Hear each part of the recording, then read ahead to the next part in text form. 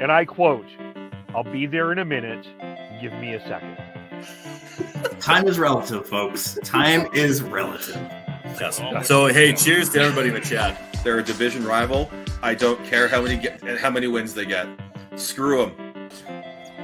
That wasn't the take I was expecting to hear. I want to gush over watching live Chris Tanev. I think that we completely underestimate the skill it takes to play defense. One highlight or several highlights does not a Calder trophy make. I'm stepping in here. I'm going to be the crotchety old man here. They need to learn patience. They need to understand the tension, everything, and the drama. How dare! Look at this. How is McDavid not getting a penalty? You guys need to calm down with this, okay? You guys need to calm down with it. Hello and welcome to the Chefs and Pucks podcast. My name is not Kevin Olnick, but he will be joining us very soon. Yes. Yeah, welcome. My name's Sean.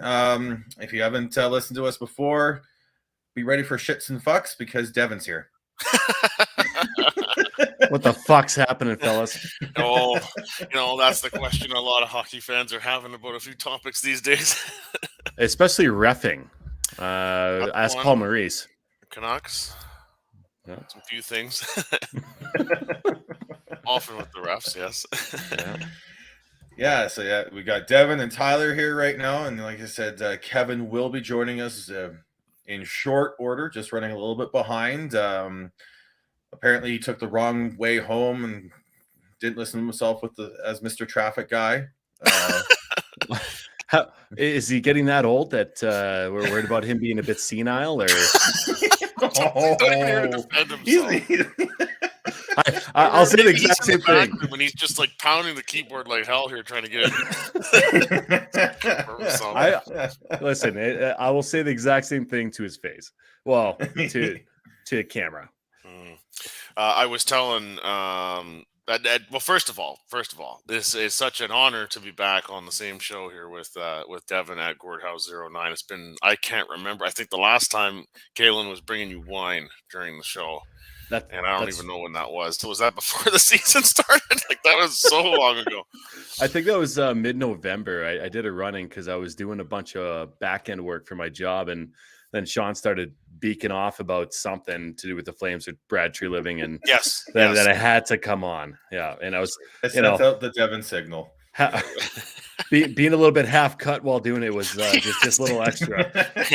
Like you saw the Batman flashlight up in the sky, right?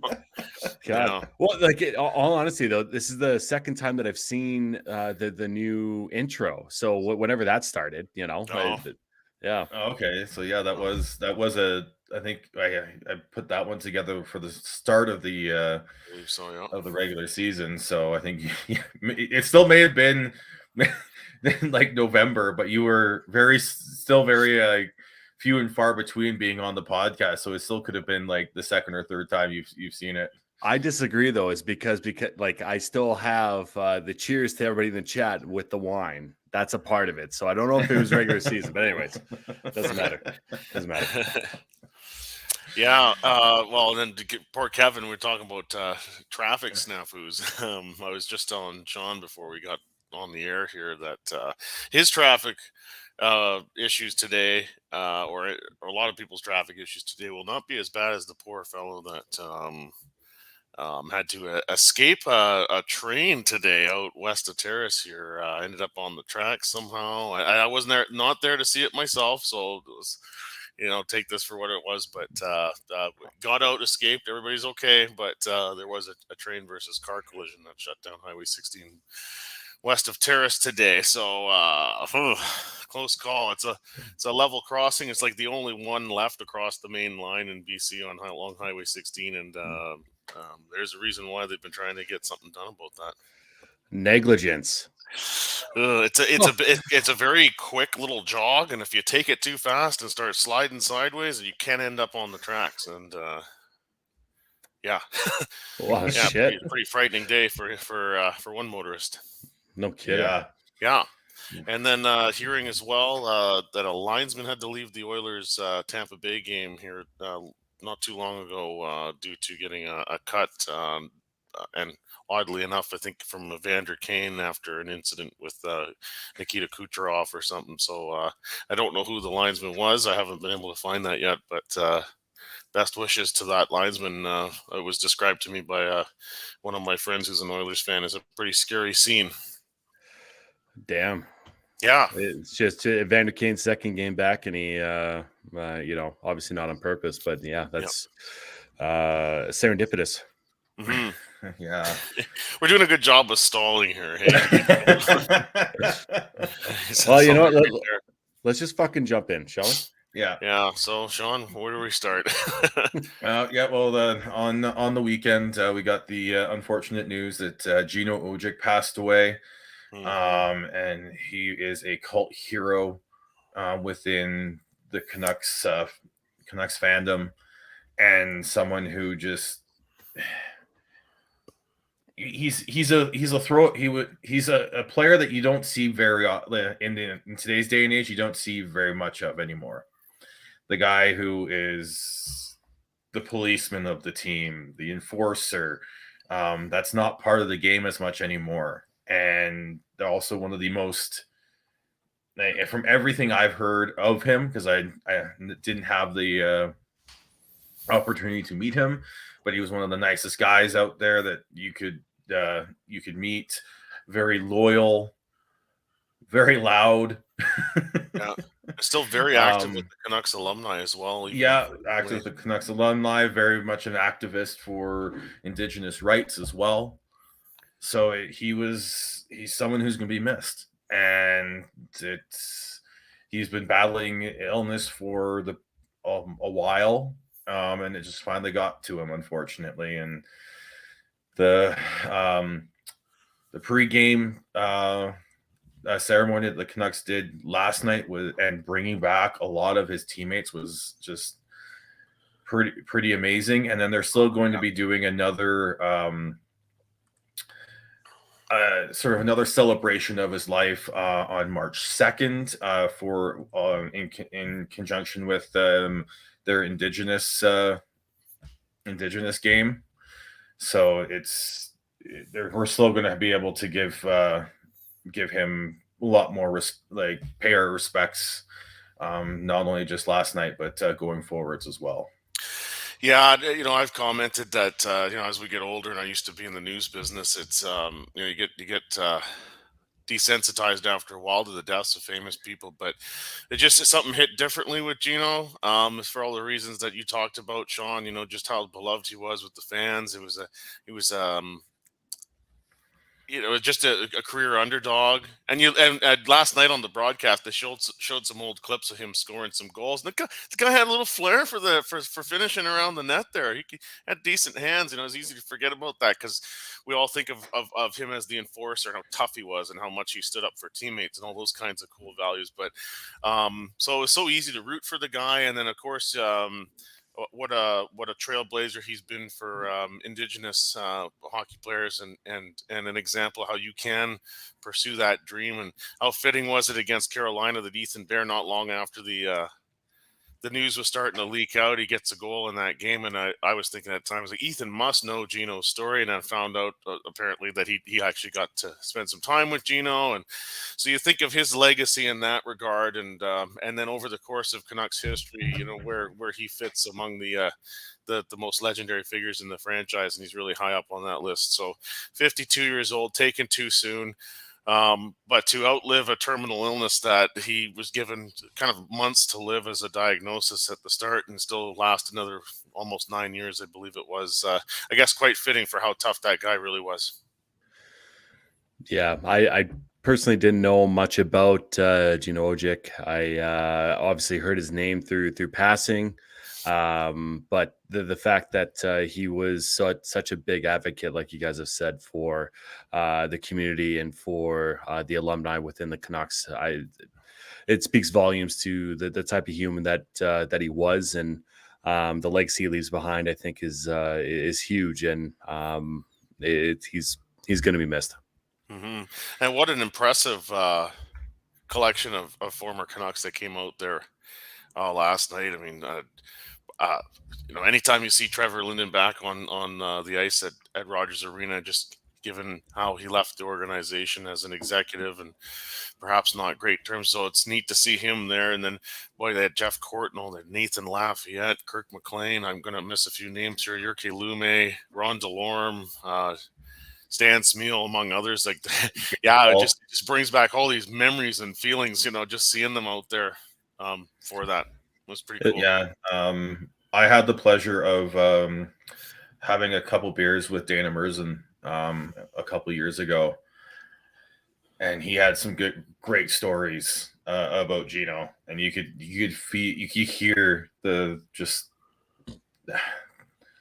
that he was like one of the guys, and like one of the ones that you always made sure you kept in touch with.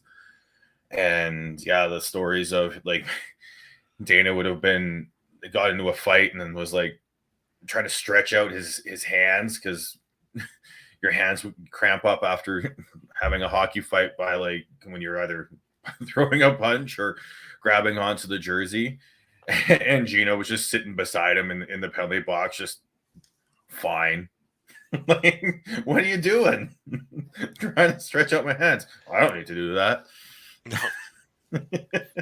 And then there's another story that he told that I can't remember the exact details, but it was literally like it was one of his first few games, and he got into a fight, and he just had just a confidence of basically telling the coach saying, "That's why you called me up. That's why I'm here." Mm-hmm. So, why is Kevin Olenek here? He's the busiest man in broadcasting. The busiest. Welcome, Kevin. Yeah, on the ones. Yeah. We've Well, it looks like the fives right now there, Kev. On the fives. Well, that doesn't. It's not as catchy as the ones, though. Yeah. We've just been given our thoughts on the passing of Gino Odjick here to start the show. So perhaps weigh in. Yeah, I not a guy that you're going to remember as a superstar in the National Hockey League for sure, but a guy that gave it his all, and Canuck fans love that. He gave it, and I don't even think it's about the fighting. It's in part like for that generation, and I was brought up in that generation of hockey. The fighting was part of it, but just his all-round tenacity, his ability to find his way to stick into the lineup. And he was a popular teammate, and he wasn't only a popular teammate in Vancouver. He was a popular teammate in junior, and I think he was a popular teammate wherever else he went. And I think this was, unfortunately, with everything else that happened, I don't know if he has gotten the proper goodbye that he fully deserved. I think last night, seeing the alumni, seeing Trevor Linden, seeing everyone come out and wearing the skate jerseys, that was a really nice touch. But I think that much more can be done, and I hope as the season continues that happens.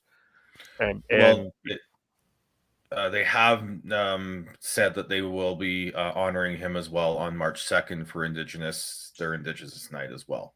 Mm-hmm. I think, Kevin, you're thinking Ring of Honor. No, I'm not necessarily thinking that. I think that I think that's an easy call for me, but I think that there's going to be a lot of people that unfortunately will debate that, and I don't think that that's fair to Gino Odjick. I think you need to do something different for Gino Odjick, which is not necessarily. I mean, if you put him in the Ring of Honor, you can put him in the Ring of Honor, but there's got to be something a bit different with Gino Odjick in terms of not allow. It's not fair to posthumously debate a guy getting into any Ring of Honor. I don't feel that that's right. I think that's fair. Yep. It should be noted as well for anyone that doesn't know this, and I had kind of forgotten about this until the recent reporting on his passing, but the number 29 was not just a favorite number. It had very significant meaning to him. It was the number assigned to his dad in the residential school. So, I did not know that. To see all those very powerful to see all the people wearing number 29 last night. Many regards. Wow. Yeah, it's powerful. And with that in mind, I do think that something Ring of Honor is it's a tough conversation to have, but I agree with what Kevin said there in terms of I think it's something different and something that's just purely Gino. I think would be fantastic because like you need to tell the story of him for future generations of Canucks fans. Yes. Yes, absolutely. All right. Like Kev, do you want to start leading now, or do you want me continue to? Yeah, well, I guess with how we just blend this in, I guess we got to go to what the week that was, and I guess for me, I think part of the problem with what happened with Gino Odjick and is the press conference on Monday. I know that there are some people that said that it was inappropriate to have it. I'm going to leave that there. The fact is that they had it. We can't. I don't know. There's so much going on with this Canucks hockey team that I think it's really. I think for the fans, as much as they want to mourn Gino Odjick, I think, Sean and Tyler, maybe you can speak to this a little bit more in terms of just, I think that there's just either an exhaustion, there's other emotions with where this team is at this particular point that I think is causing a lot of angst. So in some senses, I think it may have felt like wrong, but in another way, I think there's a lot of Canuck fans, and maybe even Gino would have said, let's have that press conference and have that real conversation today. Yeah, unfortunately, the news sometimes doesn't wait for an appropriate occasion, and the news of both Tanner Pearson's injury and the setbacks, and Quinn Hughes making the comment a few days ago, I think on the road trip, about his hand injury being mishandled. That came about, forcing the organization to address it, and then also the reporting on Hockey Night in Canada last Saturday from Elliot Friedman about basically Rick Tocchet is just a matter of time that he's going to become the Canucks coach. So really they were kind of forced to get out in front of the media and try to diffuse some of this some of this reporting that's been out there. And then Jim Rutherford, and I mean, I guess we could just get right into it here. We got to give him credit for one, the length of time that he stood there facing the music. I think at one point brushing off the public relations staff, and two, how candid he was. So I think it was helpful in a lot of ways to have somebody high up in the organization provide some measure of accountability, and in a more coherent fashion than what we were seeing with Jim Benning previous to this management group. At the same time, though, it created some new news cycles around the future of the team and how they're going to approach that. Yeah, I give Jim Rutherford all the props for standing in there and taking all those questions. The fans and media may not like the answers, but I do think that there was some. The candidness of the answers say a lot of where Jim Rutherford is and where this team is going. Mm-hmm. The candidness, though, it was very. Some of the comments were very much like running around and kind of in circles.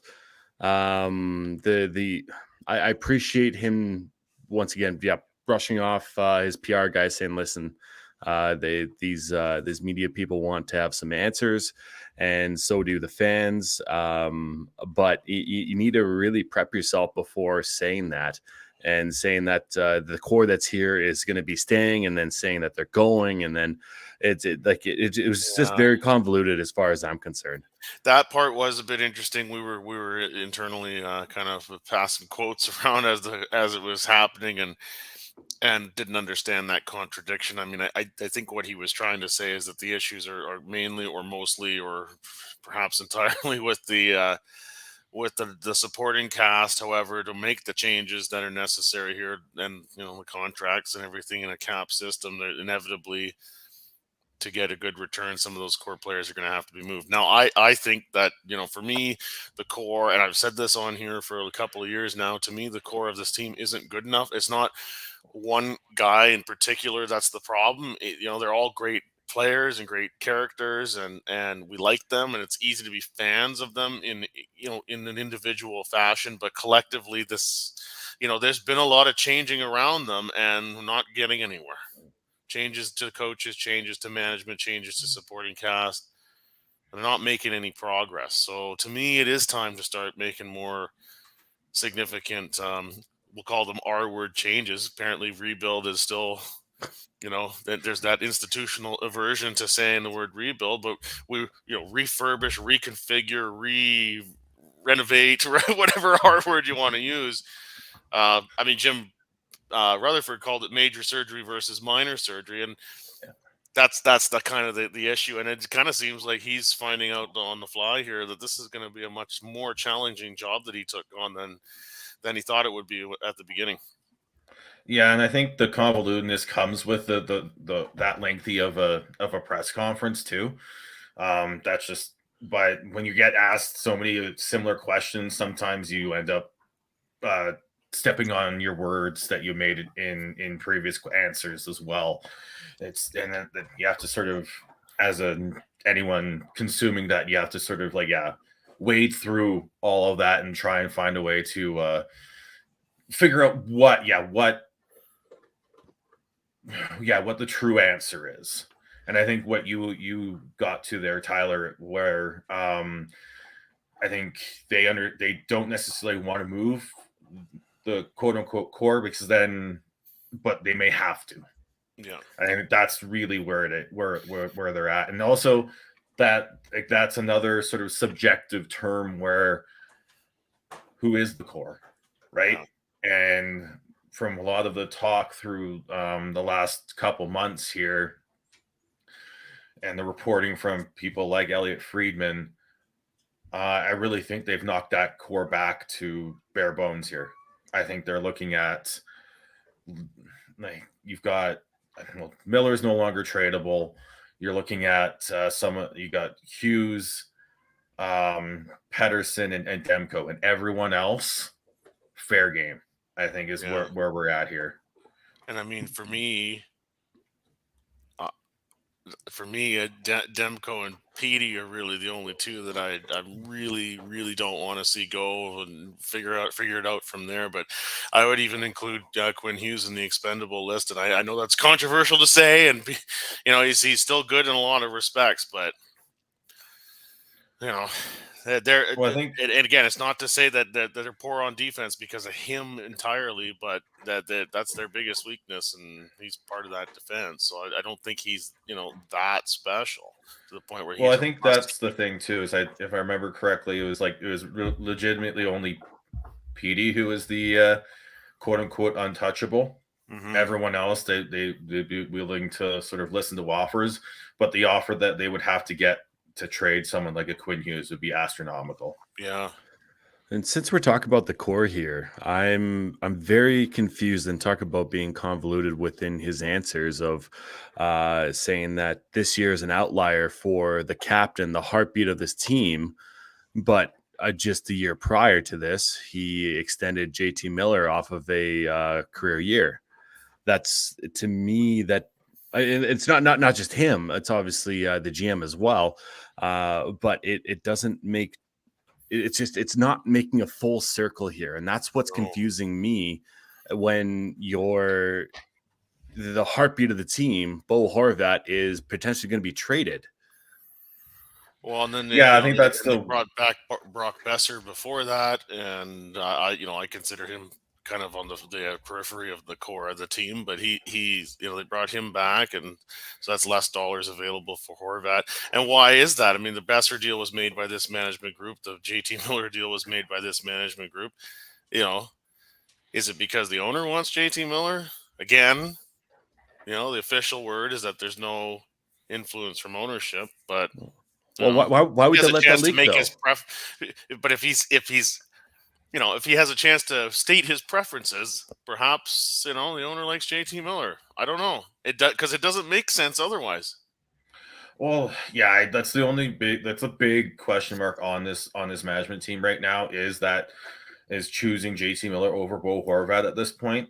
The thing with Miller is that it's his 99-point season isn't as big an outlier as what Bo's doing right now. But be in the middle.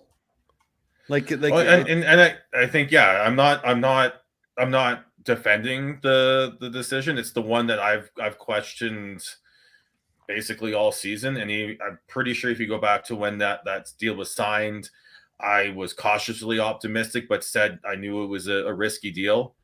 I've also been very outspoken on the fact that I don't like long-term deals for players who are in their late 20s, because I think that it's not necessarily the best way to especially in a hard cap system, to be able to most of the time those players are not going to be worth those the cap hits for the majority of those contracts. So yeah, that's the one decision that I've definitely questioned for most of basically almost since they did it, because it was, you're picking Miller and now you've got Bo, who's on an absolute like awesome season, and you're going to be there's a good chance you'll be forced to trade him, and as opposed to JT Miller, who's a lot more volatile of a player. Yeah, and then of course the thing with trading Bo Horvat is, how much of a return can you get when you are forced by the timeline of the trade deadline, and the fact that whatever team acquires him, if they're going to give up much, they got to be able to re-sign him. And I think he's a guy that wants to test that open market. I'm going to say it, and I know there's going to be someone on here that's going to disagree with it, but was I proud of Jim? Did I admire Jim Rutherford sticking and answering all the questions? Yes. Am I a believer of Jim Rutherford running this hockey team? No. And I'm very concerned about a guy that has been in this league for as long as Jim Rutherford has been, the way that he's treated Bruce Boudreau, the way that he's treated Bo Horvat, and the fact that the reports out there that they're talking to Kuzmenko's agent and decided to not even talk to Horvat's agent. The fact, and this is where I know that I'll get some pushback, he didn't acquire a right shot defenseman or any player that really is of relevant structure that they wanted to play in the offseason.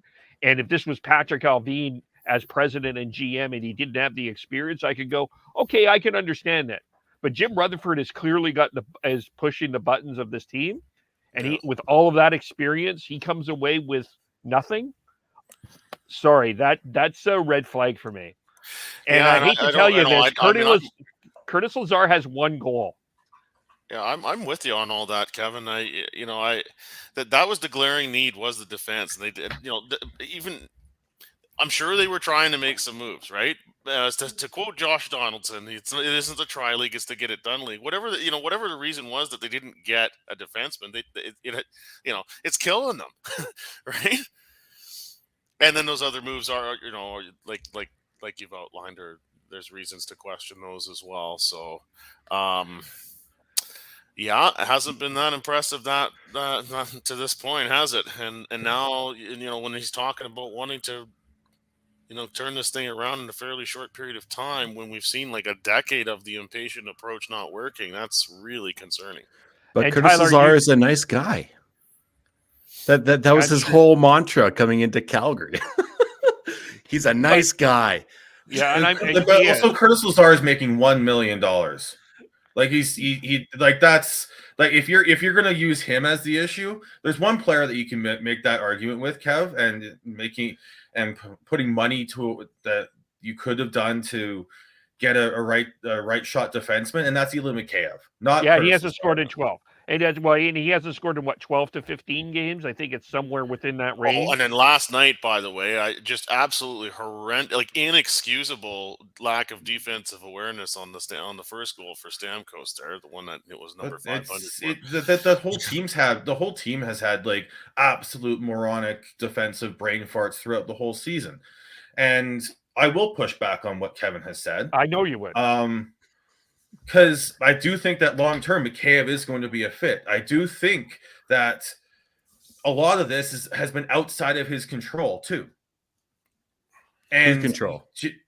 Rutherford's. Jim Rutherford. Because I think there's a lot. I think there's a lot of people who have it out for the organization right now, and that's not not Rutherford's fault, and that's why we're seeing some leaks here going out there. Because if you want to talk about not treating Bruce Boudreau correct, what about the fucking media? They're the ones that are stirring the pot here and coming up with reports and all that. And yes, sometimes that's their job. But it's not like Rutherford's out here like up until that press conference where he said he was almost cornered though to saying that yes, I have been looking into coaching other coaches. He did corner him himself to do that. So well, I mean, without the current coach under contract next season, is it really that big a deal for him to say that? I mean, yes, I can understand both points of view here that you guys are making. I mean, it does seem a little disrespectful to a guy like Bruce Boudreau who's been around as long as he has with such a great resume. At the same time, he's not under contract for next year. It's almost kind of a given that they would be looking at other potential candidates.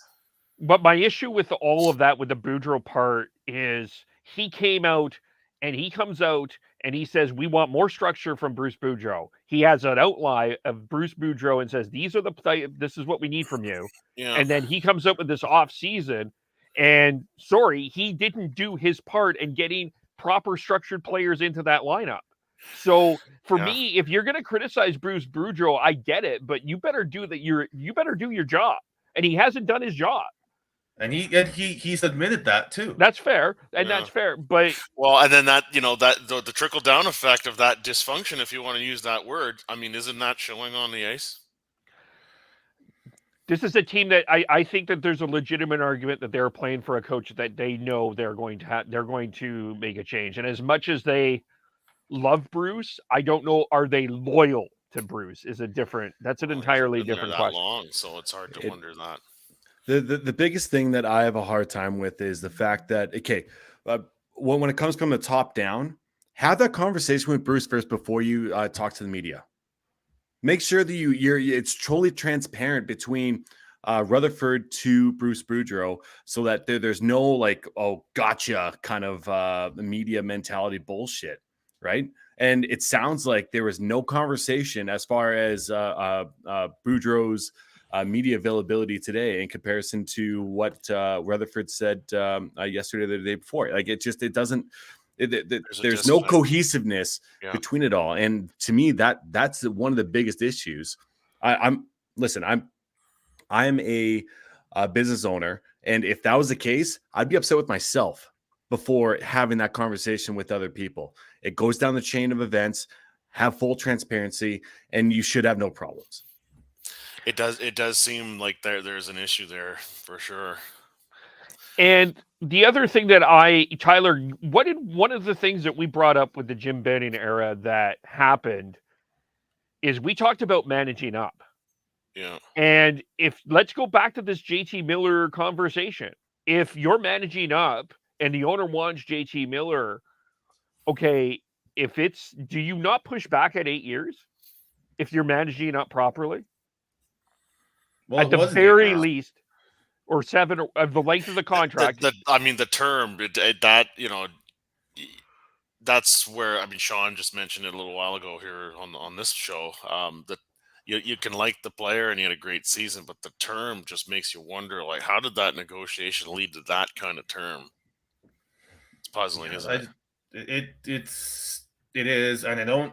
And one thing I'm going to push back again is, why are we always like, I'm getting so fucking tired of this conversation where everything has to go up to Aquilini's got his mitts and everything and all this stuff. When Sean, it's just a very basic theory. The only thing that stayed the same over the last decade has been ownership. Everything else has changed. These like Alvin and Rutherford can't make mistakes, and without it being, it was Aquilini who pulled the strings on it. I think I'm tired of this the narrative, because there's nothing out there other than there's something, like every time they talk they say no,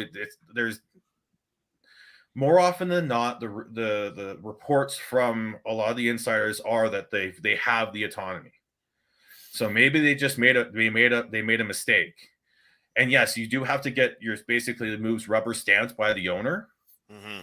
And there might be a overarching idea of what they want to do. The owner wants to see from the management team, but I don't think it's going to be like. But those are the things that I'm referring to are the big overarching. Yeah. And when you're talking about a big commitment to a player that's a top player on your team that you had traded big assets to acquire in the first place, I think that it does fall in that category. And then the idea of, the approach for the next few years to try and improve the team is another one.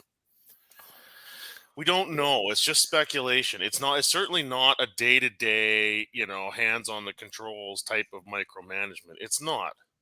But in the off season, that's unfortunately what I gather from not just our conversations, but the conversations within the whole market.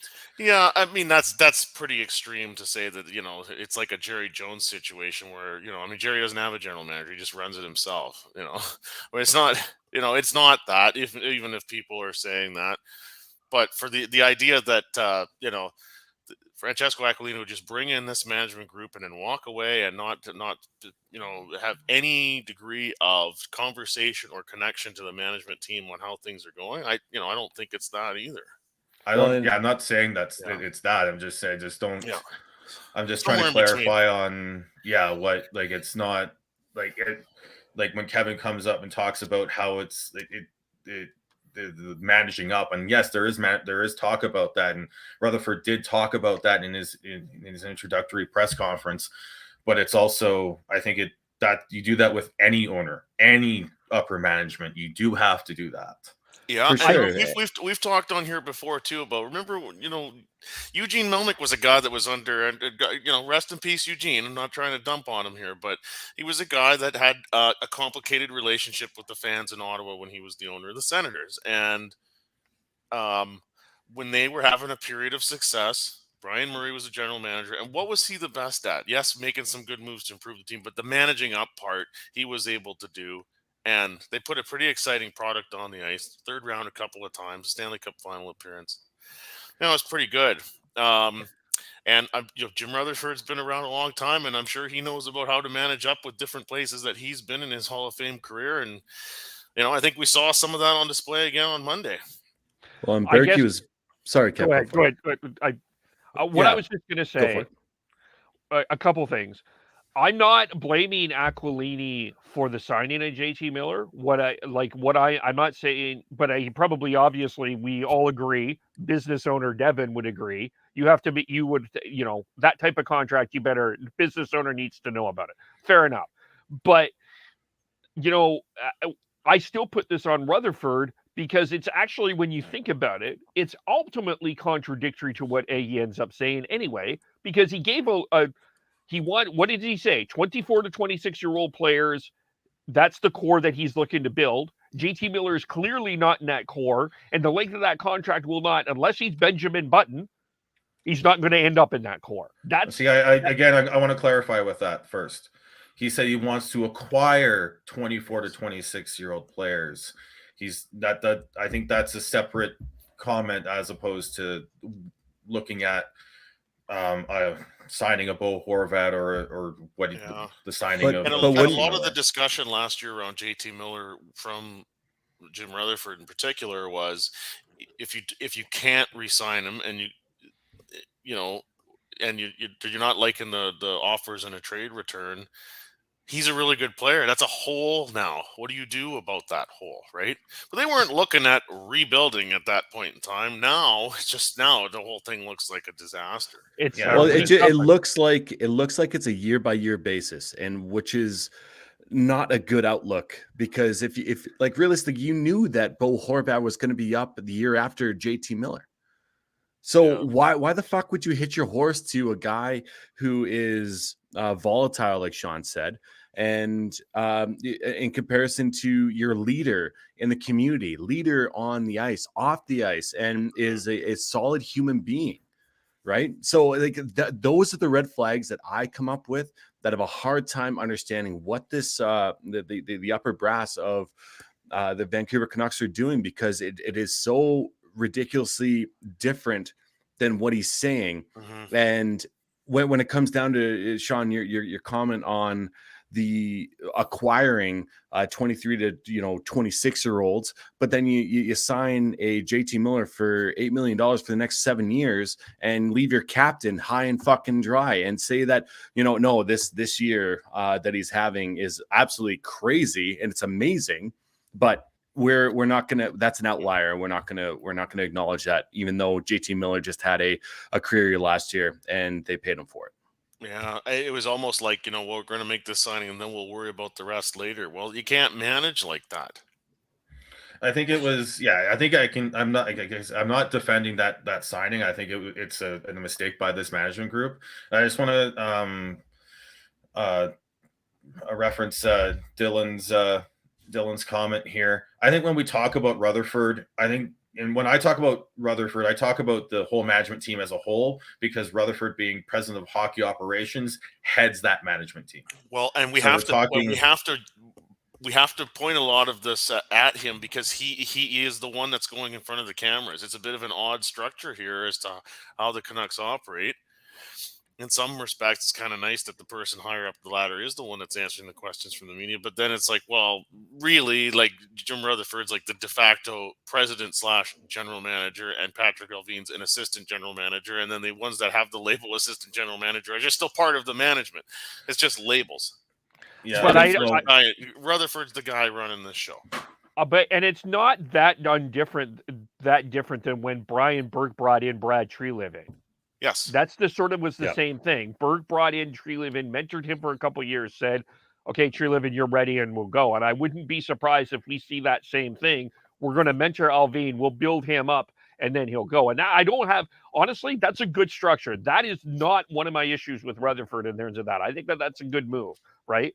But there's just these other questions. That's exactly what I was about to bring up, is that exact same structure. And like it's a great way to mold a GM to what they should be, or what the president of hockey ops feels the way that they should be groomed. And I don't doubt that Patrick Alvin will be a good GM.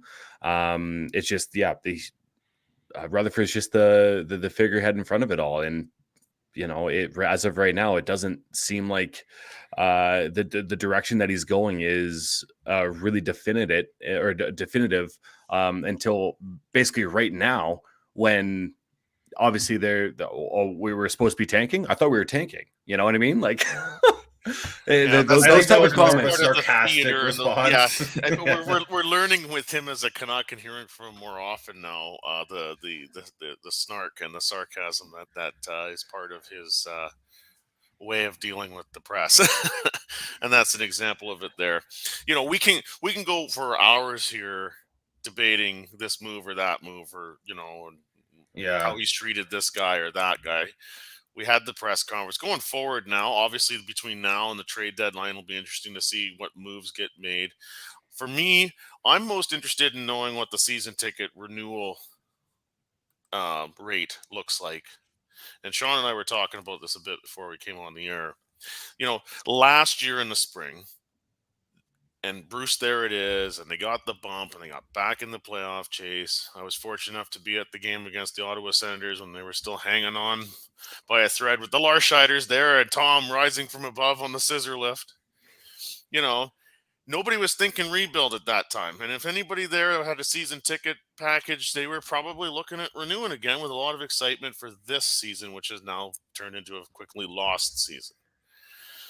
I mean, they can't sell that anymore. Not after this many years. Like, there's just no way they can sell it anymore. And it's yes, he didn't want to commit to the lengthier rebuild for whatever reasons of managing up, or that's Jim's impatient too, or whatever the reason is. We can go in circles on that one too, I suppose. But it would be very stunning to see even the most committed, like day one season ticket holder, listen to that and actually believe that they have a chance next year. Yeah, I think it'll be interesting to see. And if the season ticket renewal rate is soft, and they've tried this approach of trying again for next year to be back in the playoffs, and maybe then ownership, if there's reluctance at that level to commit to the multi-year reconstruction, if we want to call it that, or refurbishment. That's kind of my favorite of the R words, is refurbishment. If it goes in this way that I'm theorizing, then maybe that is a turning of the corner that this franchise has finally been looking to see happen. My favorite R word is refucked. Yeah. Well, that's a couple of moves have put us there, I guess. I think, yeah, I'll be interested with the season ticket renewals too, because borrowing a phrase from Jeff Merrick, you can sell success or you can sell hope, and if they can make some moves at the deadline and move off some players that can open up long-term cap space for them, and they can acquire assets or younger assets that can excite the fans, that will go a long way. So when Kevin talks about not being confident in Rutherford, I'm still waiting for the deadline. I'm still waiting for the deadline to make a decision on this, because I still think we haven't seen this management team put a true stamp on this franchise yet. And with Bo Horvat as a trade chip and potentially Kuzmenko as a trade chip, they have the ability to do that. Yeah, I mean, they could hit the jackpot with Bo and get big draft and prospect capital in return, and perhaps one useful player that they can drop into the lineup right away. And the mood around this management group would change on a dime, right? So we do need to give them.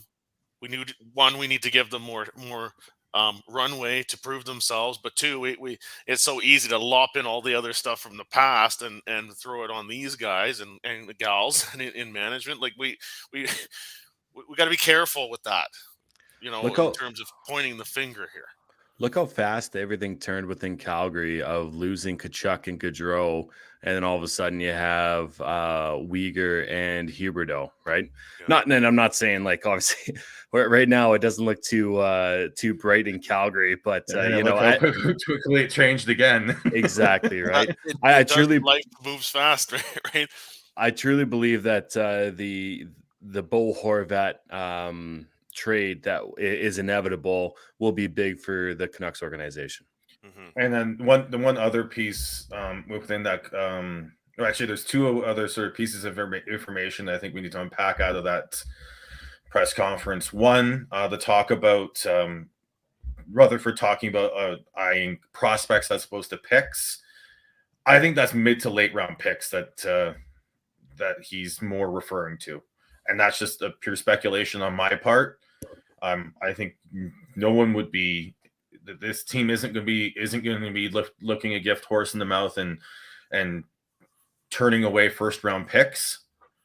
But if we're talking third, fourth, fifth round picks that are maybe even a late second, where the 99% of those players aren't going to see the ice, the NHL ice, and the other 1%, 99% of those are going to take 3, 4, 5 years to get there.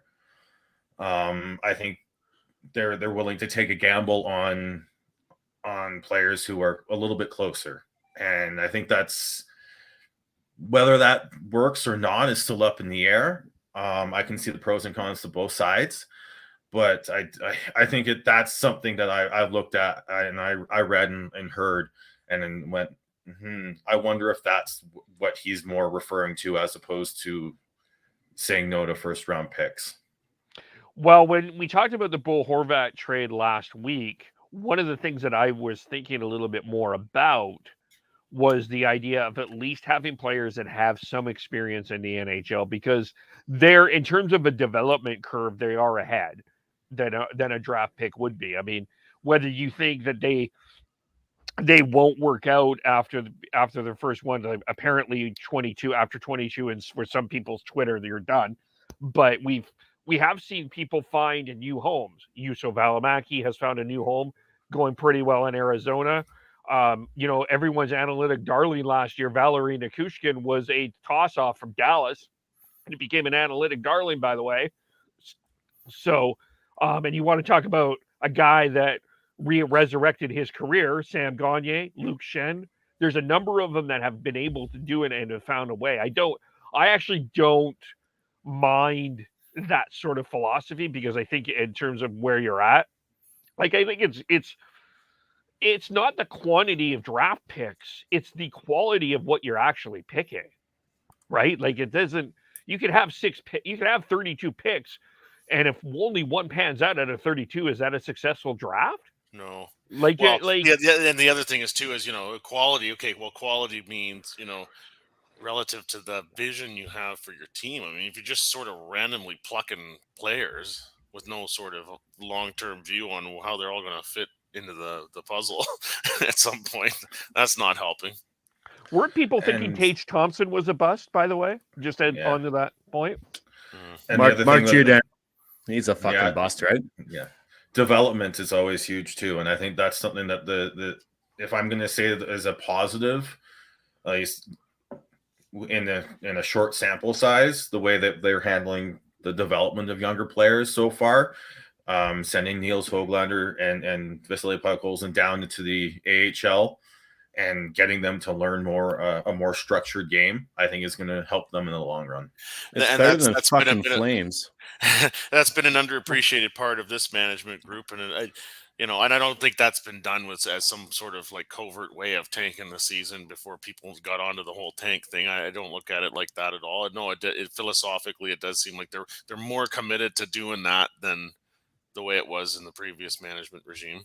I was the guy I was watching the game with last night. We were nodding our heads in approval at that. Yes, I mean, if these guys are not really grabbing hold of a spot solidly at the NHL level, then get them playing in the AHL. And you got a farm team in Abbotsford where if you need to get them back on short notice, it's easier to do that. So just do it. Let them develop. Don't.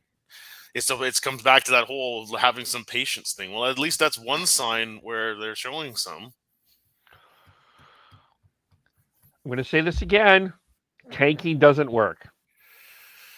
It doesn't work. Well, it doesn't guarantee you anything other than improvement in your draft position and then, a percentage in the draft lottery. There's a whole lot of other things that have to go well along with, bottoming out, if you want to call it that. But no, tanking doesn't guarantee you anything.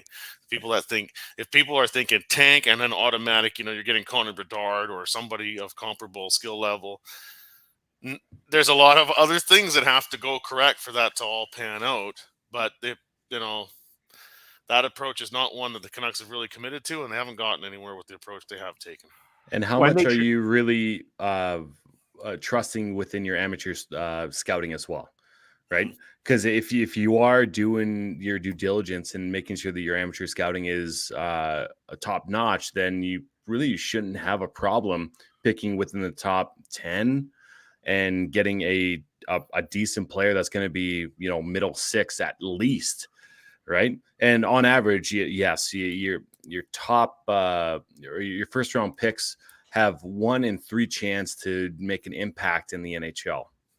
Which is a lot, but it isn't a lot at the same time. It depends on which way you're thinking about it. But especially within this next draft, the chances are that the player that you do pick within that first round is going to be not an impact player, but could be an NHLer for a long time.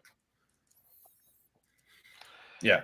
Yeah. So and that's why, it's all about, I think it's a longer term approach. And you look at one of the most successful teams in the past few years, Tampa Bay Lightning, Kucherov, Braden Point, then you throw, or Vasilevsky, all were not first round picks.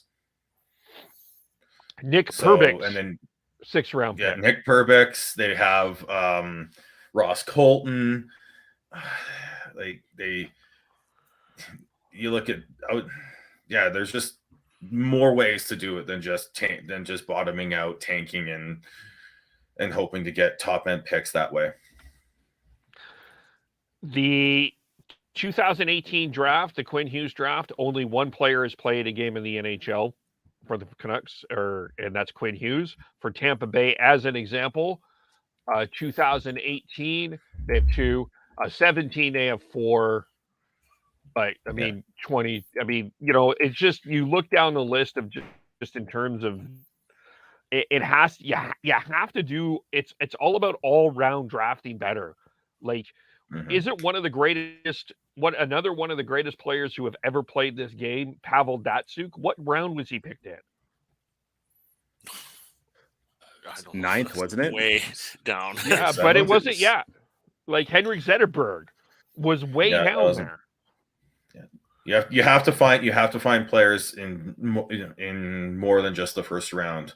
Otherwise, you become the Oilers.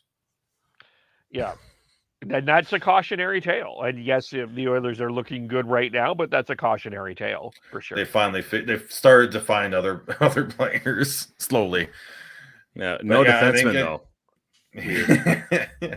But yeah, I guess within this conversation, Bo Horvat has now been named to the All-Star team as getting in with the fan vote. Yes, that just came out about an hour ago here. So he'll join Elias Pettersson as the 2 Canuck representatives at the All-Star game. Good for Bo. Should have been there in the first place.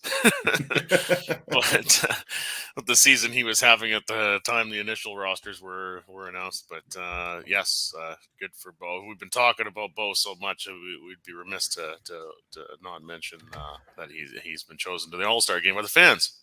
And whoever gets him at the fucking trade deadline is going to be ecstatic.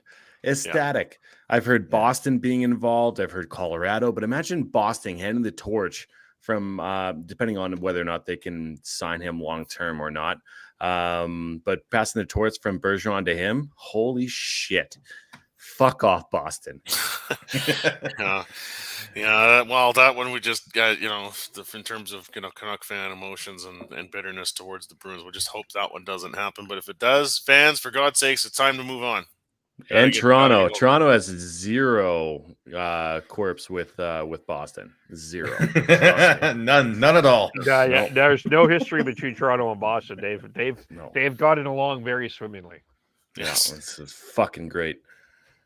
All right, I think for me the last thing with the Canucks, just quickly, the new skate jersey, yay or nay? I wish they didn't mess with them. But they're okay. They still pop. And I was thinking about this last night too. There's a lot of teams in the NHL that have the dark blue primary color, and this is like a more distinctive look amongst all of the other teams. I think I'm having trouble thinking of too many teams where black is the primary color for the team. Kings. It's often a third jersey. The Kings would be one, obviously. Penguins. I think they're going with the yellow one as their primary, aren't they? No, I think it's black. Okay, black. Yeah. I think you're right. And it just looks meaner. It just Jordy even said it comes through better on TV. Like you can't go wrong using that look. You just can't. Yeah. We talked about the Bruins. They have it. They have the black jerseys as well. Just get the fucking TD sticker off it, for God's sake. That did really. It takes away. Ruin it, does it? The TD jersey logo works well with the other color scheme, but with it on the black, it doesn't work quite as good. Oh man, yeah. Otherwise, I'd honest to God, I would fucking buy that in a second. It looks so good. It's very sleek. Yeah, I like it. And hey, listen, I'm sorry. One thing I've learned, you don't insult sponsors. That's all I'll say. That's what I'll say. Who do you want me to piss off there, Kev? Because I'll fucking do it. No, I was actually thinking about that before. I was reminding myself in my head, don't take swipe at any of those Rogers sponsors. Sportsnet, let me tell you. Lots of great people there at City News. Just lovely fucking people. Yeah, especially the ones named Kevin. Yes. We love you, Kevin. Yes. You can find him on 11:30 a.m. CKWX. Yeah, on the fucking 5s, not the 1s. Yeah, on the 1. And then again, one more thing before we move on from the Canucks. Just make sure no one farts on Mike tonight. We got that last night. I didn't. Yeah, I didn't. It wasn't a fart though. No. I wish pretty it sure was. the gold skate blade at an awkward angle right near a microphone because all four broadcasts, both teams, radio and TV broadcasts, had the sound. It was clearly from an effects mic, but it could not have worked any better with the pause in the commentary, the noise, and then Shorty just absolutely savage. Oh, he's so That was good. masterful by Was Shorty. that It was you? I fantastic. just about fell out of my chair when I heard that. That was amazing. Yeah, as much as the frustration is with the Canucks, Shorty and Garrett have done, and I'm not saying this as a City News employee. I would say this even if I didn't have didn't have it. They've done a fantastic job of just trying to keep things light on the airwaves and just having some fun with it. I think they've done a fun job with it. I think both Shorty and Garrett and Rick Ball and Kelly Rudy do a really good job of just kind of keeping things a little bit light when people are heavy. Well, that's important. It's supposed to be fun. Yeah. We're supposed to have some fun watching the game. It's hard, obviously, when your team that you're rooting for is not having success, but at least the broadcast can keep it light and keep people willing to come back for some more fun at some point. I mean, fun is only good if you're a Flames fan or a Canucks fan. If you're an Oilers fan, I hate fun. Boo. You're going to be Graham Mosman, who hates fun. Boo. Fun. We can get through Graham's facade after a while. Fun. Boo. Fun. Where the heck is that? What? Oh, I got the clip. I got a clip of him saying it. So. Boo. Fun. I hate fun. Boo. Fun. Okay. Winning is fun, I guess. Yes. Let's say hey. Okay. Yeah. Okay. I guess that covered the Canucks in an hour. That's good. So we will get to the Calgary. We'll touch on the Flames. I think that this is it's really fascinating in some ways because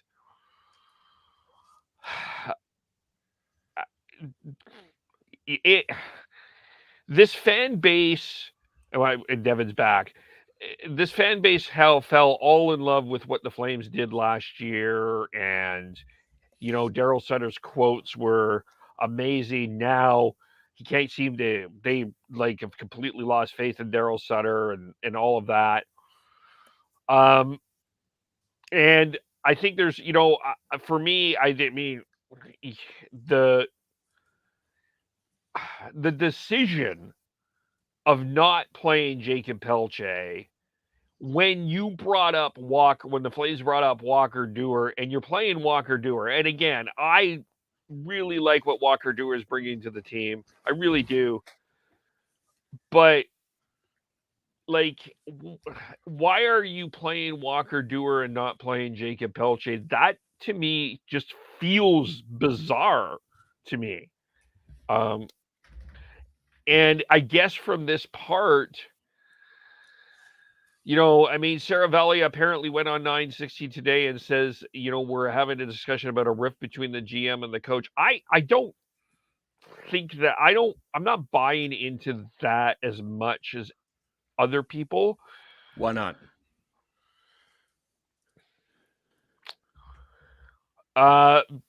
Because there's a part of me that wonders if the plan all along, although I don't agree with it, was not to play Pelletier and just have him absorb the professionalism of a National Hockey League team. But then you're asking, why are you playing Walker Duehr? I have no idea, but I think there's a few other things going on here, and I don't know if this is a rift. I don't know if the rift is as wide as people are saying. I have a hard time not believing that, though, Kev. It's why, bring up Pelletier to get the quote unquote NHL experience. Give him the NHL experience by putting him in the fucking game. Oh, I don't disagree with you. I agree with you, Devin, 100%. 100%. Not having Lucic on the goddamn second line for fucking 3 weeks. It is completely more than 3. Oh, for sure. Either way, it's stupid that it's okay. I'm very upset with the way that everything's kind of going within Flames Nation right now. To bring it down, Kev, I think that there is some sort of rift between Brad Treliving and Daryl Sutter. Why would Lucic be up there for more than 3 weeks? Why wouldn't you give Matthew Phillips a better chance than being on the fucking fourth line and put him in a spot to succeed? Yeah, we're not 10 points in or 10 points out. Fuck that, Daryl. I'm sorry, man. Like you're a goddamn dinosaur that needs to give his goddamn head a shake. And granted, you can look back to our podcast last year. I was all for Daryl. Yes, Daryl this. Yes, Daryl that. He knows. We drank Sutter Kool-Aid. Oh my God, did we ever?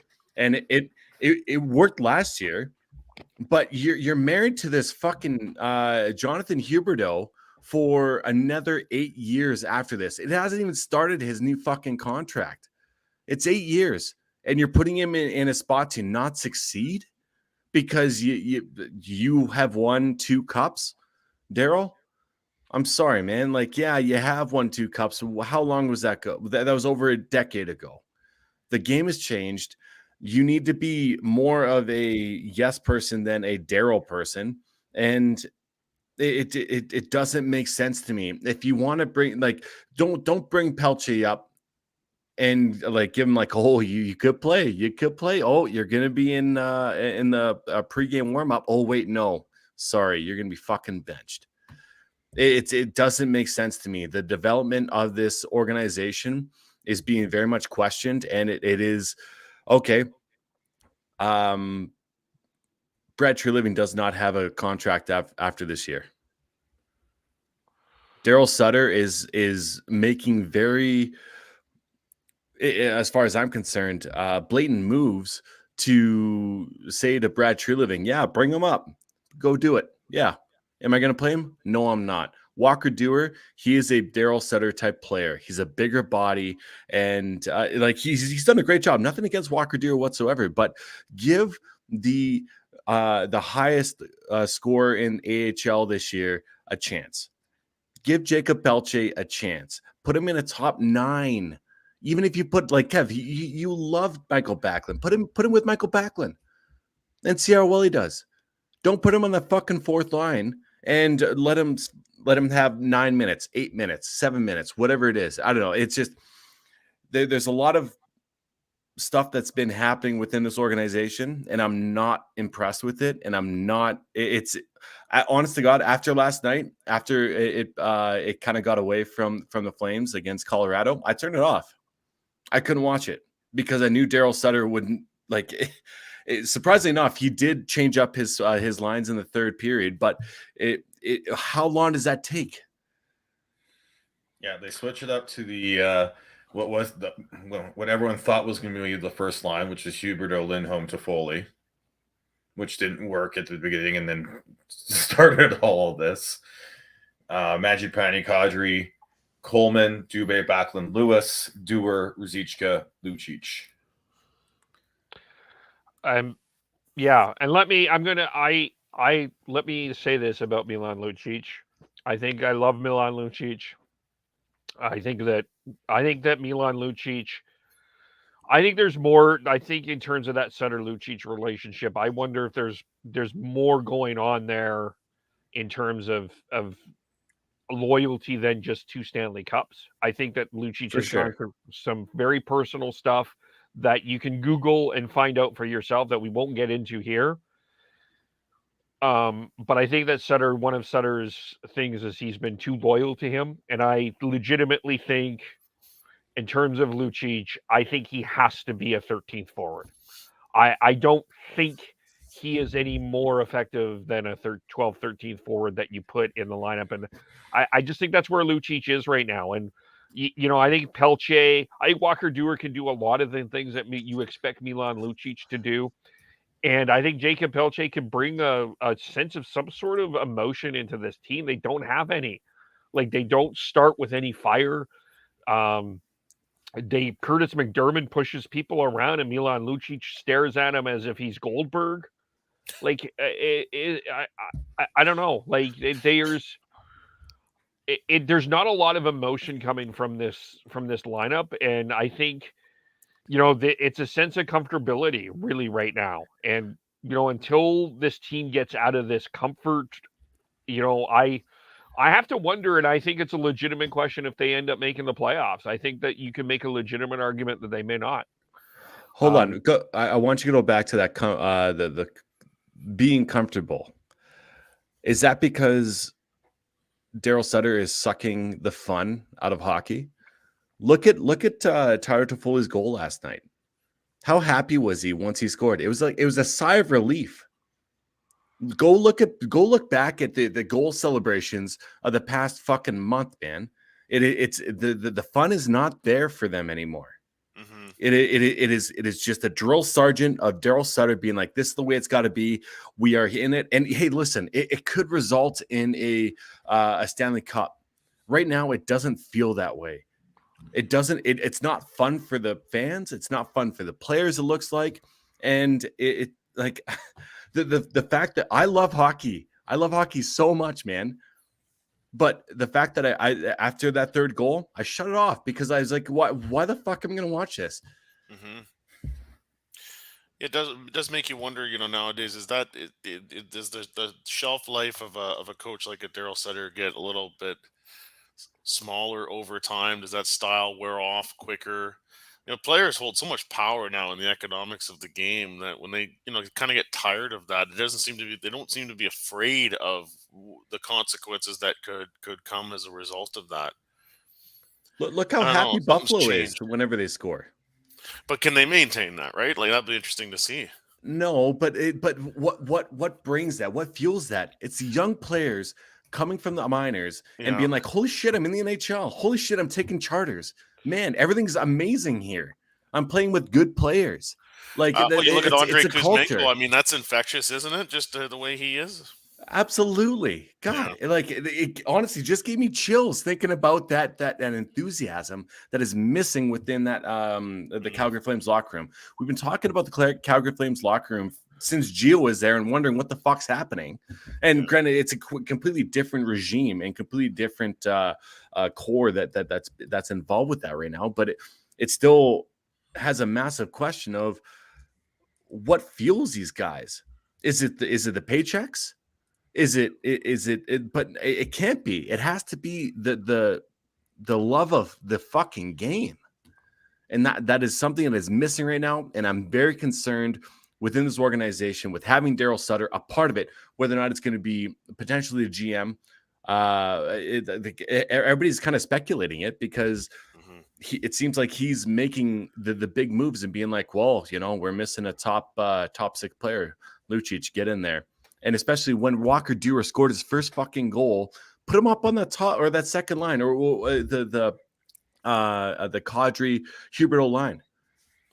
Because he is firing. Like there's certain things that really puts red flags up in my brain, and it makes it hard to watch Flames hockey because of the way Daryl Sutter conducts himself.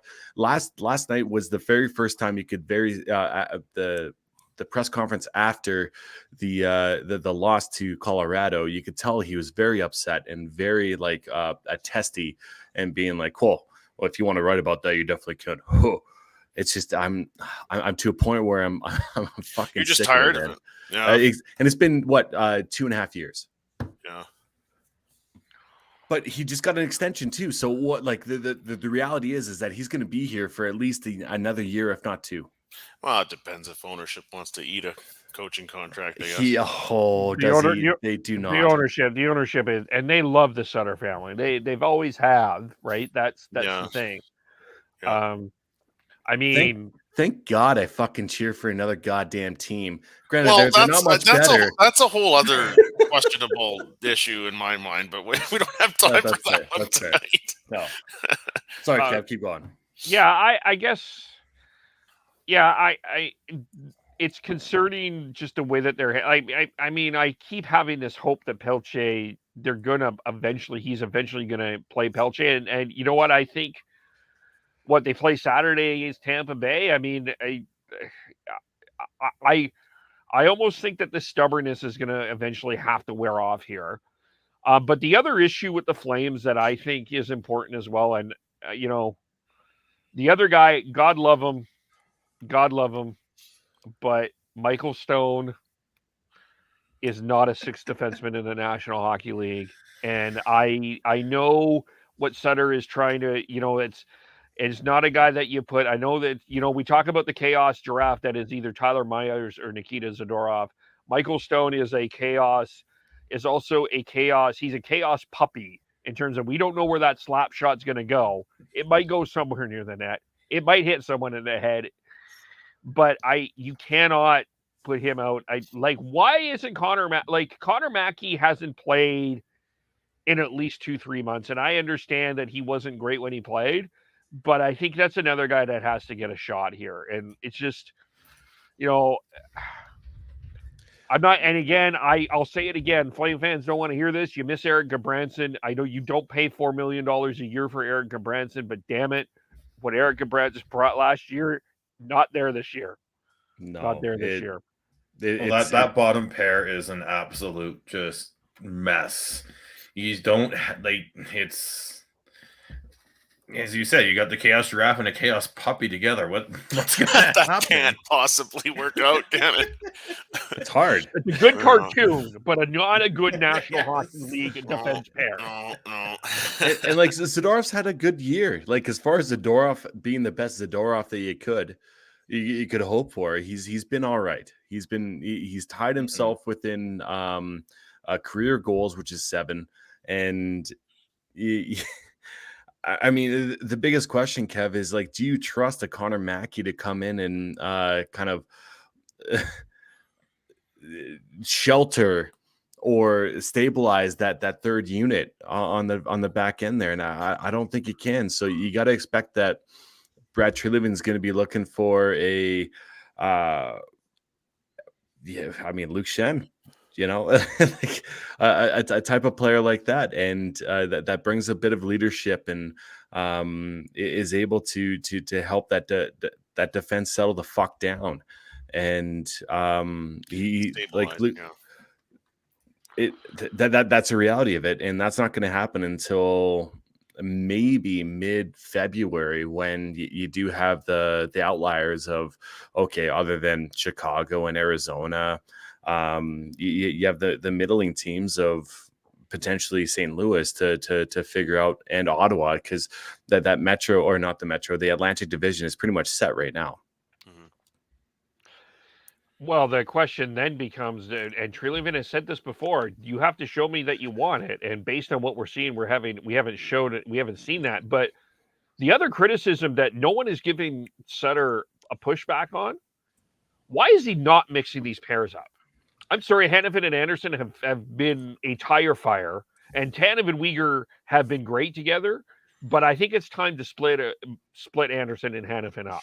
Yeah, I think it's time to go Hanifin with Tanev and Anderson with Weegar.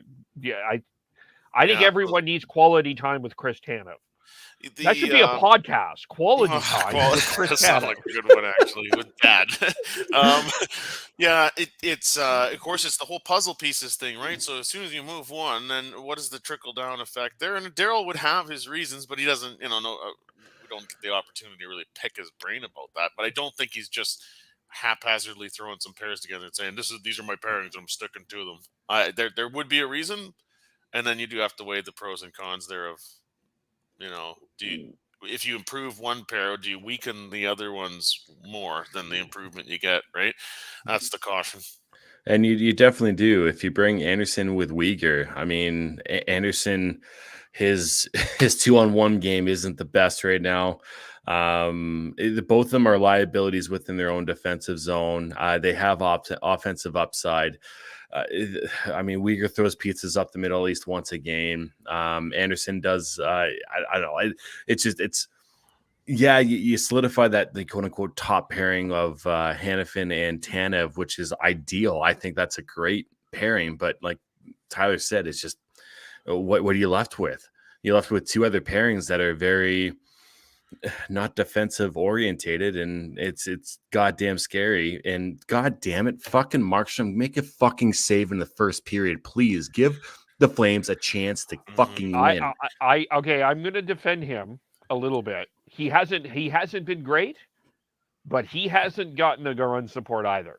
No, it's amazing how those two things just seem as one goes, the other doesn't seem to go. You know, I get the idea of make a change, but I don't think that, you know, just change for the sake of change is one, that might not work, and two, I don't think your players really buy into that very much. When it looks like the coach is just randomly making changes, trying to find an idea, that's a concern.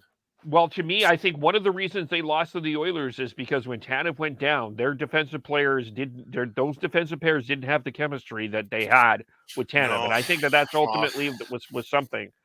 But unfortunately, you're just not going to replace a Tanev. He's just not. No, you're not. Right? No, of course not. But the other thing though is that like it all comes back to fucking Sutter right now, and it's like he's the whipping boy, and I mean to a certain point, rightfully so. And at that same point, you got to look at Brad Treliving, making sure that he has made the right moves in the offseason to make Daryl Sutter successful and to make him happy. And obviously, he hasn't done it. But Daniel Vladar is playing better than Markstrom is. And yes, Markstrom has the bigger contract. Yes, he's your quote unquote number one. But fuck me. Like look at Pittsburgh when they won the cup. It was a tandem between Fleury and Murray, and Murray took over in the playoffs and ran with it. Like there's got to be some sort of like comparison. And yes, I'm doing a one-off of a dynasty within the Pittsburgh Penguins, and they won multiple cups with that duo. But like, God, I'm just really having a hard time with the philosophy of Daryl Sutter and how he's setting his lineup. And yes, it's only like it's just over halfway through the year, and that there's a lot of time to potentially to bounce back from this. But he literally said last night that, you know, that's the Stanley Cup champions. We had no chance. What type of like leadership skills does that have? If I was a player in that locker room, I'd be livid. And maybe those are the strings that he's pulling. But at the same time, holy shit, man! How long can you pull those strings without for some players saying "fuck you, shut up"? Yeah, you're right. I don't have a cup, but I'm damn trying to win one. Can you help me out here? Yeah. Sorry, did I interrupt you? Is that your point? No, dude, it's perfect. Yeah, just look at what the Flames could do. They've got the ability to, if they can acquire I think that someone that they should be looking at is maybe a Shane Gostisbehere, and then you can move Weegar back to the right side, because Dev, you talked about him throwing pizzas up the middle. I think that part of that might be him playing on the left side. Maybe, yeah. Yeah, put him back on his natural side, and then you can split that out, and then if you get sort of someone who can play a left side in the top four, that strengthens and lengthens your defense there, and it's going to be a lot better going into hopefully what the Flames want is a playoff run here. Is Shane Gostisbehere a Daryl Sutter type player though? No, he is not. And if Brad Treliving makes that trade, you can bet that Daryl, like it's not proven, just like the Aquilinis aren't proven to be, you know, middling within the management. But like there's been certain things that feel like very deliberate, like slap across the face of Brad Treliving, being like, no, I'm not doing this. No, you bring up Jacob Pelletier. No, I'm not going to play him. No. Yeah. My one point about Markstrom and Vladar is, I think when I look at the numbers, there's been 5 2-1 games that the Flames have been in. Markstrom's been in 4. Vladar's been in 1. And Vladar, the last 5 games, has gotten 20 goals for, and Markstrom had 13. So Vladar is getting the run support, backing him backing that up, right? So I don't know if I necessarily buy that Vladar is playing better than Markstrom. I think that's a lot more to unpack, but I think I could agree if Vladar is getting the run support, and it seems to me that he's allowing the Flames to get off to a better start. I might be able to buy that argument, but Markstrom's not getting the run support even in the 2-1 games.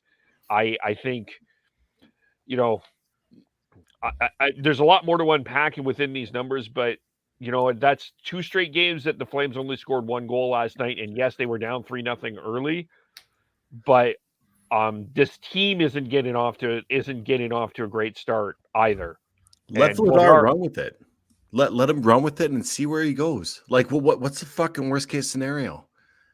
Right now, like, yes, you came off the road trip and you got 14 to 16 fucking points. Okay, great. How good were those games? How satisfied were you with the way that your team played?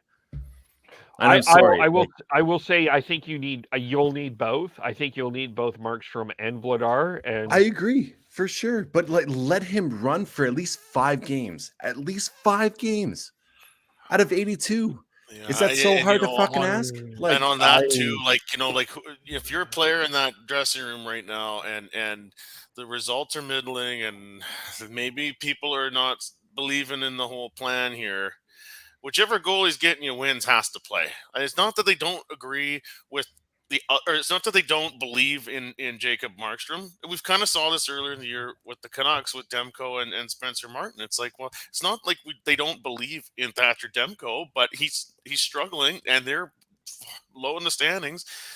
And if Spencer's getting you some wins, he's got to play. And whoever grabs the net, I think you got to let them have it for a while. I'm totally with Devin on that. But I just don't know if Vladar has truly grabbed the net. He hasn't had a chance to. Like Daryl Sutter's not giving him the chance to. So that's my biggest issue, is that the Daryl Sutter has been such a stranglehold on this lineup, and it's bleeding down from the floors to the defense to the goaltending, and it's bleeding upwards to questioning, okay, does the GM have any say within what's happening here? And that's where it all stems from as of right now. And it could change easily enough within the next month. After the All-Star break, they might come back with a breath of fresh air and are willing to, like, okay, yeah, Daryl, we have X amount of time before playoffs start. We'll buy in. But as of right now, once again, they're not having fun, and it's showing. It's making it really hard to watch Flames hockey. I don't disagree with a lot of what you're saying. I'm not just the Markstrom Vladar thing. I think it's closer than a lot of people are giving that credit for. And Mark, I think ultimately you need 2 goalies to get into a playoff run. That's ultimately where I'm at. But everything else, I agree with you. Yeah, and I think, you need Markstrom to make a save in the first period, but I also think a lot of those, there were some big defensive gaffes on a couple of those goals, like the first one, the Lekkonen's goal on that 2-on-1. Where was Uyghur? Like, what, he was so pinched in on the boards there, like and nine times out of 10, Tanev's slide probably stops that puck too. So that's tough to really blame on the goaltender, but yeah, it's so tough when you don't get those saves early. Yeah, and maybe the Flames are playing tighter around Markstrom because of those early goals, and that could be why. And then when they're playing with Vladar, if they're playing a lot more looser, I could see that possibly as well. But because they're scoring goals when Vladar is in the net, they're not doing it with Markstrom. So that's more to unpack there. In terms of the Flames, anything else we need to get into? Did any Flames get into the All-Star game other than Nazem Kadri? Did Huberdeau? No. The other 2 Pacific were Draisaitl and Stuart Skinner. Skinner! Oilers suck. Fuck me.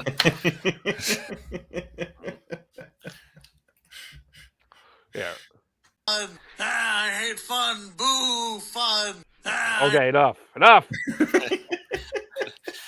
Just in regards to the Oilers, we mentioned earlier the linesman that left that Oilers Tampa Bay game earlier, which is I believe still going here. But I just want to give the Zebras a shout out because that's what I do here. Travis Toomey was the linesman. Needed 10 to 12 stitches. Was done for the night, but kind of sounds like he'll be okay now that he got stitched up. But I've been officiating a long time, and I've been fortunate and keep knocking on the wood that something like that doesn't happen. But at any moment, something.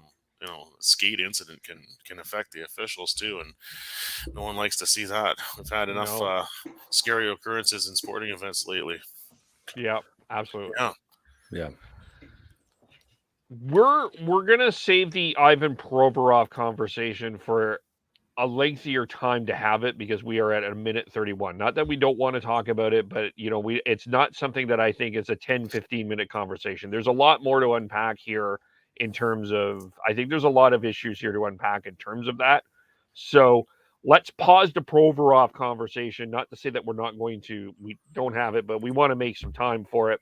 But there is a couple of other things I think that we want to touch about. Last night in Vancouver, Steven Stamkos got his 500th goal. Mm-hmm.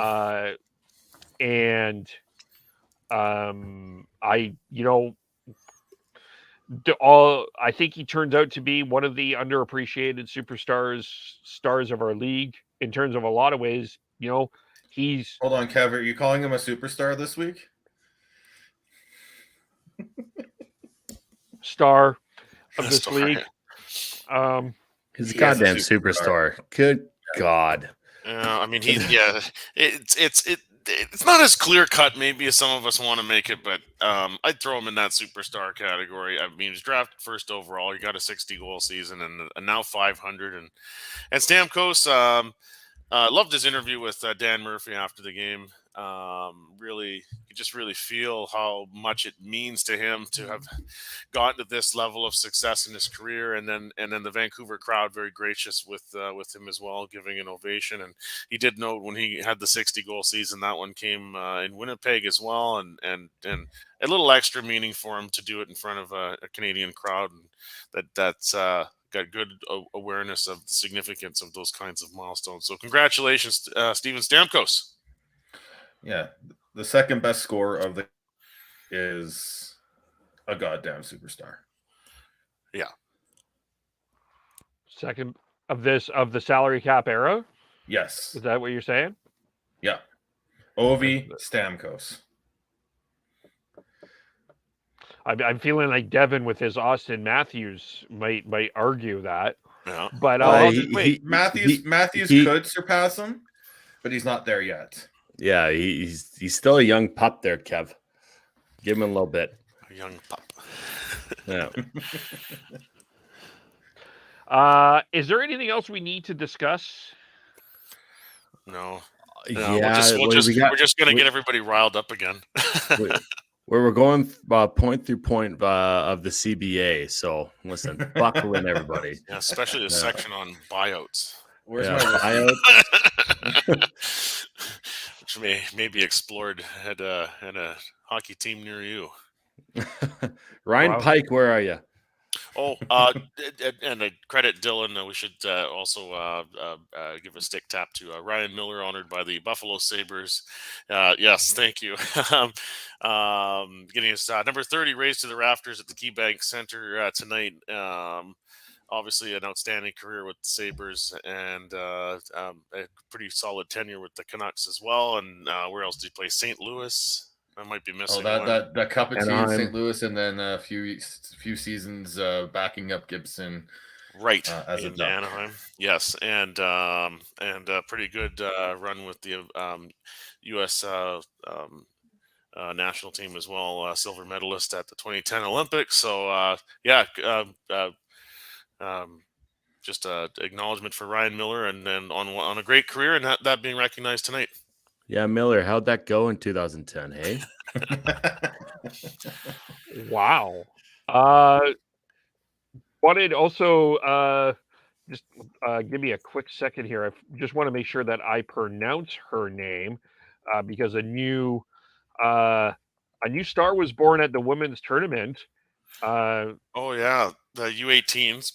Yeah, Canada crushing Sweden in the final game of that. that, yeah, I don't know the name offhand myself, but you can take it from here. yeah. 14-year-old. She's 14 years old. And her name is it's like the Alex Fraser there. How I'm having to pronounce this. Nila Lopez-Sanova. Nila Lopez-Sanova. I'm Rick Dollywall, people. Nela Lopez-Sanova is the person that did the Michigan. And so I butchered that name, but I wanted to, hey, Poor girl. poor girl, I know, but great that finally we are getting someone other than Canada, U.S. in women's hockey getting some star recognition. Great that we're seeing Sweden in the champ finals. So for those that are I'm poo-pooing on amazed women's I'm amazed it's even on TV. All of those things are good. Yeah, it's great. Yeah. So, and like props to her as well. Like back when she's not playing internationally for her country, she's like as of right now she's playing for the U16 boys team and has more points than Slavkovsky did back in his U16 days. So that says a hell of a lot. Yeah. Yeah, for sure. Anything else? Oilers suck. Boo! Okay. Fuck you, Graham. I hate fun. Message just slipped there, Graham. Yeah, Graham, you're a piece of shit. I guess we know which team won that game against Tampa Bay tonight. Anyway, it's been fun, gentlemen. Yes. So, yeah, we will. We'll figure out the schedule here. Mine is all over the map, but so we should be.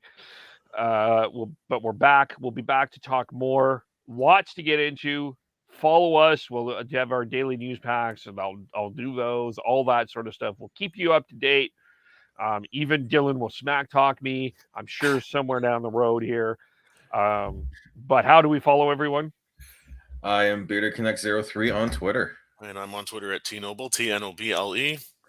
I'm on Twitter at Gordhouse09. Is there some guy named Chris ever be on this podcast? Schneids, SCHNEIDZ? Chris? We miss him. Got a very important job. He's more important than being on this show, apparently. Well, la-di frickin' da. Yeah. I am KEVOLE. Sean, thanks for taking the lead, even though I butchered that entirely. But Shifts and Pucks, Facebook, YouTube, Twitter, Twitch. Subscribe wherever you get your audio, as well as on the Area 51 Sports Network. And again, sorry, Nela Lopez-Sanova. My apologies for butchering your name. I think I got it right now. Anyway, thanks, everyone. We will talk to you all very soon. Bye for now.